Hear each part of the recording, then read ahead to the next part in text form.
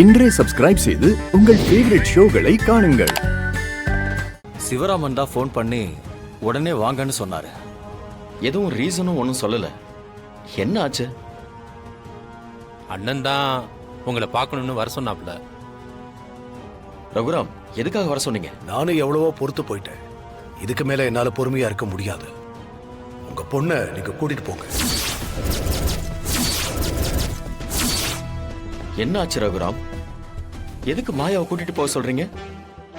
இவ என்ன தப்பு பண்ணா? என்ன தப்பு பண்ணல. அவ இந்த வீட்டுல பண்றது எல்லாமே தப்புதான்.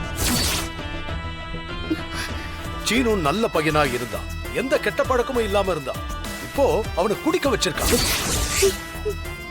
இல்ல, என்ன சொல்றீங்க?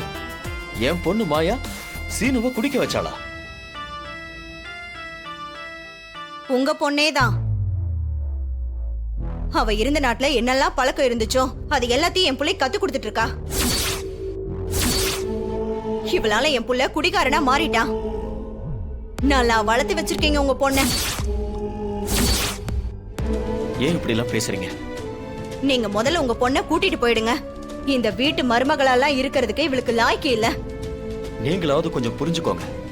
மாயா இப்படி ஒரு தப்பு பண்ணாலும் நான் அவகிட்ட கேட்க கூட மாட்டேன். ஏன்னா எனக்கு என் பொண்ணை பத்தி நல்லா தெரியும். இப்படி ஒரு விஷயத்தை அவ என்னைக்குமே பண்ண மாட்டான். ரகுராம், கொஞ்சம் பொறுமையா உட்காந்து பேசின வரைக்கும் போதும். நீங்க உங்க பொண்ணை கூட்டு போங்க. அவளுக்கு இந்த வீட்டோட பழக்க வழக்கம் கலாச்சாரம் எதுவுமே தெரியல. வேரோட குணம் தானே கிளைக்கும் இருக்கும். இவ அம்மாவோட குணம் தான் இவளுக்கும் இருக்கு.